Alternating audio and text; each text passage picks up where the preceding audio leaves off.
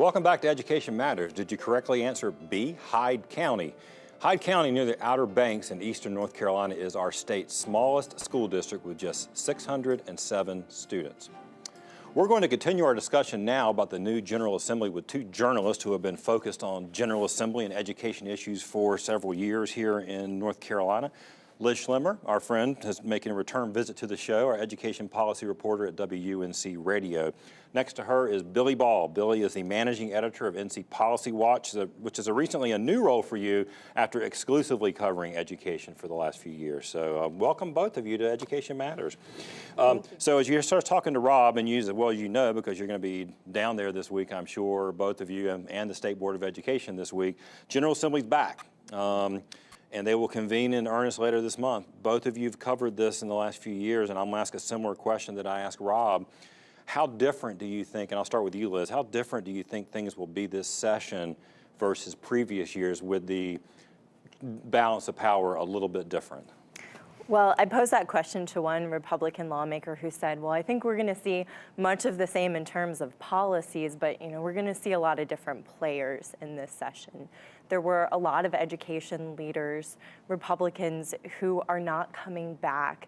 We think of people like Representative Dollar and Senator Lee, who were chairing education committees or had their hands in the budget, and will not be here this session. We're replaced by Democratic representatives. And so that, there's going to be some changes in leadership there.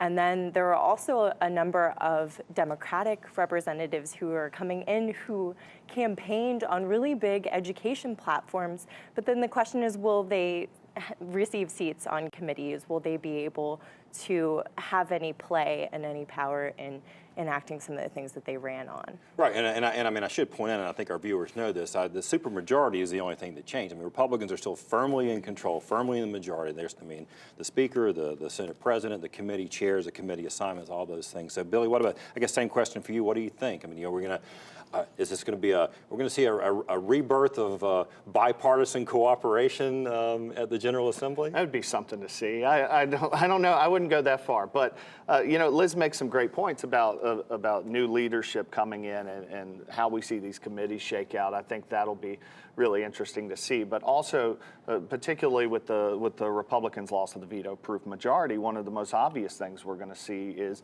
some sort of negotiation back and forth when it comes to the budget. And as far as areas where the Democratic governor, Roy Cooper, and the Republican-controlled legislature have been very far apart, education has to be at or near the top of the list.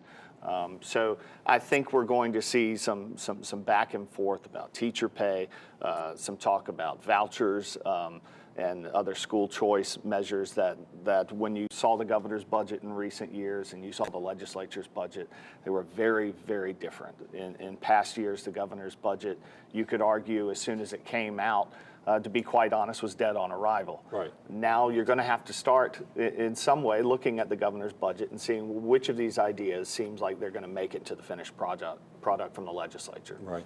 Liz, what are you looking at specifically? What are you, any issues kind of on your cheat sheet to say, all right, I'm going to see where this thing is?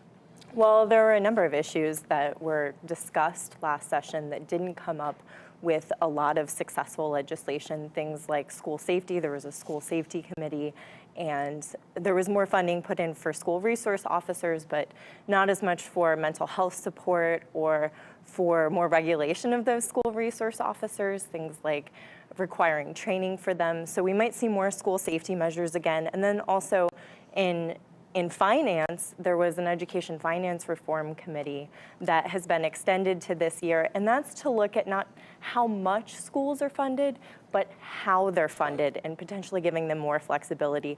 That's something that's going to continue in discussion and potentially could create legislation this session. House Bill 514 was the bill actually introduced by Bill Brawley, who's not the one that's not returning, but it was the one that created potential for municipal charter schools, a brand new kind of charter in North Carolina run by towns for their town residents. What do you think? Do you think that that's something, you've written about it, do you think this is something that we could expect to see other towns follow suit? Do you think there's going to be more effort to try to, I don't know, make that to be the never happen, or maybe sort of box it in? What do you think? You know, I think after that bill was passed some months back, there was probably a fair amount of skepticism about whether we would actually see some of these schools follow in kind of the mold that these Charlotte suburbs were looking at.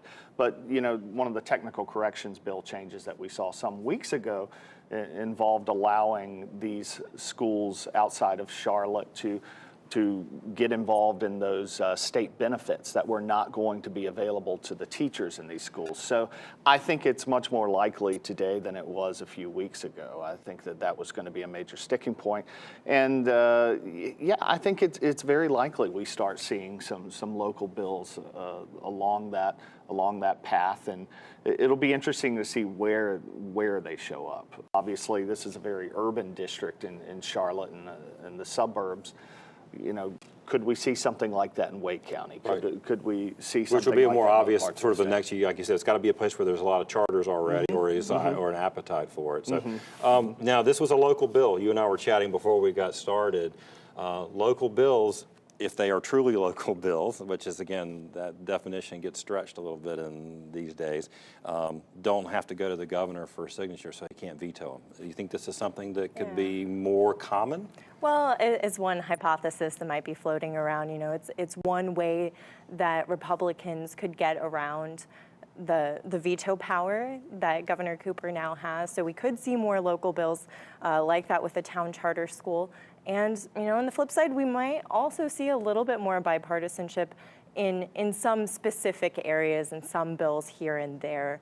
But like Billy was saying, we might be surprised if that's in big strokes. Right. Let me, I'll mention a specific piece of legislation. Obviously they haven't even started yet, but Speaker Tim Moore floated the idea just a few weeks ago, right around Christmas, about a new bond bill, a statewide bond to put on the ballot in 2020, about $1.9 billion, 1.3 for schools. Now, he put out the press release. I think Superintendent Johnson was in it. Noticeably absent was Senator Phil Berger, which, if you've been following politics in the General Assembly, if Phil Berger and the Senate's not on board, I mean, do you think those dynamics have changed, or is this kind of like, well, we'll see? There's been a lot of dialogue behind the scenes about whether or not those dynamics have changed, because it's been no secret that in the House over the last couple of years, there has been some broad support for seeing a statewide school bond, which I'll add, we haven't seen a statewide school bond for K-12 education since 1996. It's been a good long while since this has come before the voters, and we had a legislative committee a couple of years ago discuss that need of $8 billion was the figure they put on it. We figure it's probably even higher today. So, you know, obviously there's a great deal of need that the schools are putting out there. At the same time, we weren't seeing support in the Senate and from Senator Phil Berger's office. You know, my first reaction to hearing the House Speaker come out and proclaim this was that we have to imagine that either he has more support in the Senate than he had before, or Phil Berger's on board with this. We haven't heard anything like that from Phil Berger. So perhaps there's a change in the voting in the Senate. Obviously, there'll be new members coming on board. So I'm guessing the House Speaker did not do this just willy-nilly. I think there was a change. Real quickly, last word from you, Liz. The long session means this is the 2-year budget. This will be the 2020 election budget. You expect to see some sort of markers placed, like where we stand on certain things? I think certainly in teacher pay. You know, that's a really big topic, and a key word in there is hitting the national average. I think that's something that Democrats are going to be really pushing for. And with this budget and with things like the bond, those are all potential campaign issues for 2020. Well, you're right. Well, definitely teacher pay is always there, right? So good discussion. Thanks you both for being here. I appreciate it. We'll keep watching these things as we go on. Thank you. After the break, this week's final word.